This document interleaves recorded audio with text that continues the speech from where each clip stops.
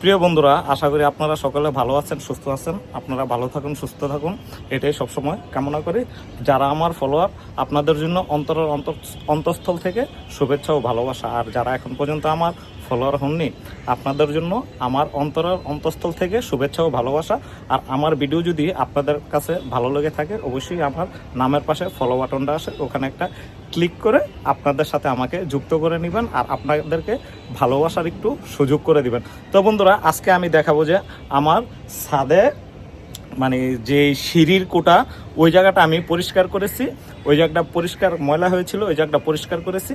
তো দেখুন, আপনাদেরকে দেখাচ্ছি, চলুন। এই যে দেখুন, বাসা বাড়িতে কি মানে আজাইরা আকামলা জিনিসপত্র, যেগুলা মানে ময়লার স্তূপ হয়ে যায়। এই যে দেখুন, ফ্রিজের, তারপর ওয়াশিং মেশিনের, বিভিন্ন কিছুর এগুলা এই যে ময়লায় আমার এই জায়গাটা পুরাই একটা কেমন হয়ে রয়েছে। ভাই, কার্টনটা এটা রাখাই দিতে হইব। হ্যাঁ হ্যাঁ হ্যাঁ। তো এই যে এই অবস্থায় পরিষ্কার করার জন্য লোক আনছি, তো পরিষ্কার করাইতেছি। এগুলার জন্য জায়গা মাইর খেয়ে গেছে আর কি। তো দেখতে থাকুন। আচ্ছা, কাঠটারে ইয়ে করতে হইব। কাঠটা কোনো কাজের লাগবো? এটা কোনো কাজের হইতো না, তারপরে এটা রাখা দেবো মনে।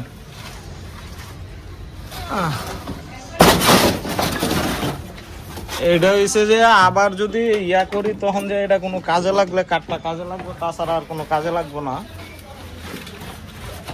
ভাই, কিছু আসেনি, খনি টনি কিছু পাওয়া যাবে নি? ওরে ময়লা কি থুপ যে মারিছে, লার্কি টার্কি যা আছে সব সরাই লাও, সব লইয়া যাও গা। ইয়া পলিথিনের, এই পলিথিনটার ভিতরে কি আছে আমি এটা কইতাম না। একটু পলিথিনটা এনে পাইপ আছে কিন্তু একটা, ঠিক আছে, ওই পাইপটারে রাখতে হইব।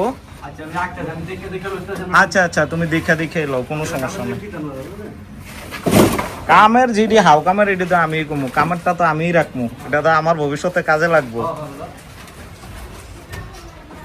কামের জিনিস আমারই ভবিষ্যতে কাজে লাগবো।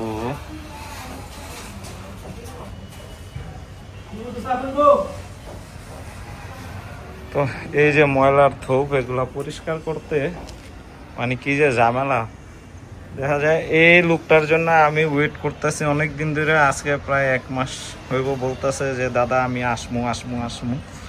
কারণ এসব জিনিসে কি হয় জানেন বন্ধুরা, দেখা যায় যে লোকেরা কি করে, মানে ধান্দাবাজার জায়গা, মানে দেখা যায় আমার এই জায়গায় পরিষ্কার করতে হয়তোবা একটা ধারণা থাকে না সবার যে কত টাকা দিতে হয়। যদি আমার এই জায়গায় লাগে যে 500 টাকা, তখন যাদের সাথে ভালো সম্পর্ক না, ওদেরকে যদি ডাকি, তাইলে ওরা বলবো যে 1500-2000 টাকা দেন।